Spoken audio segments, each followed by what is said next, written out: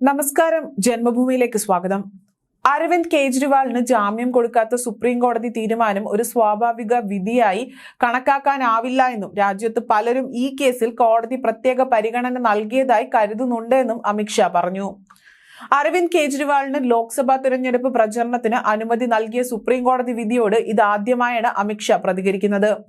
തങ്ങളുടെ പാർട്ടിക്ക് അനുകൂലമായി മതിയായ വോട്ടുകൾ ലഭിച്ചാൽ താൻ ജയിലിലേക്ക് തിരിച്ചു പോകേണ്ടി വരില്ല എന്ന് കഴിഞ്ഞ ദിവസം അരവിന്ദ് കെജ്രിവാൾ പ്രതികരിച്ചിരുന്നു. ANI വാർത്താ ഏജൻസിക്ക് നൽകിയ അഭിമുഖത്തിലായിരുന്നു അമിത്ഷായുടെ ഈ പ്രതികരണം. ഇതൊരു സുപ്രീം കോടതി അലക്ഷ്യമാണ്. ആരെങ്കിലും തിരഞ്ഞെടുപ്പിൽ ജയിക്കുകയാണെങ്കിൽ, കുറ്റക്കാരനാണെങ്കിലും സുപ്രീം കോടതി ജയിലിലേക്ക് അയക്കില്ല എന്നാണ് കേജ്രിവാൾ പറയാൻ ശ്രമിക്കുന്നത്. അദ്ദേഹത്തിന് ജാമ്യം നൽകിയ ജഡ്ജിമാർ അവരുടെ വിധി ഉപയോഗിക്കുകയോ ദുരുപയോഗിക്കുകയോ ചെയ്യുന്നത് എങ്ങനെയെന്ന് ചിന്തിക്കേണ്ടതുണ്ട് എന്നും അമിത്ഷാ പറഞ്ഞു.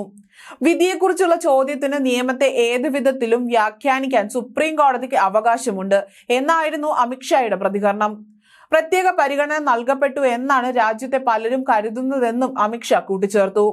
തീഹാർ ജയിലിൽ ക്യാമറയുണ്ടെന്നും അതിന്റെ ദൃശ്യങ്ങൾ പ്രധാനമന്ത്രിയുടെ ഓഫീസിൽ എത്തിയിരുന്നുവെന്നുമുള്ള ആരോപണത്തിന് തീഹാർ ജയിലിൽ ഡൽഹി സർക്കാരിന്റെ കീഴിലാണെന്നും കേജ്രിവാൾ നുണ പറയുകയാണെന്നുമായിരുന്നു അമിത്ഷായുടെ പ്രതികരണം.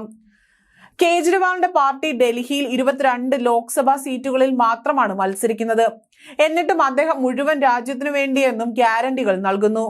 അദ്ദേഹം പറയുന്നത് രാജ്യത്ത് മുഴുവൻ വൈദ്യുതി സൗജന്യമായി നൽകുമെന്നതാണ്.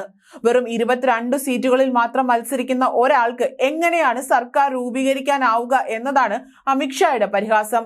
അതുമാത്രമല്ല, ഡൽഹി മുഖ്യമന്ത്രിയായ അരവിന്ദ് കെജ്രിവാളിന് സ്ഥിരം ജാമ്യമല്ല, ഇടക്കാല ജാമ്യം മാത്രമാണ് ലഭിച്ചെന്ന കാര്യം ഓർമ്മിപ്പിക്കുകയാണെന്നും അമിത്ഷാ പറഞ്ഞു.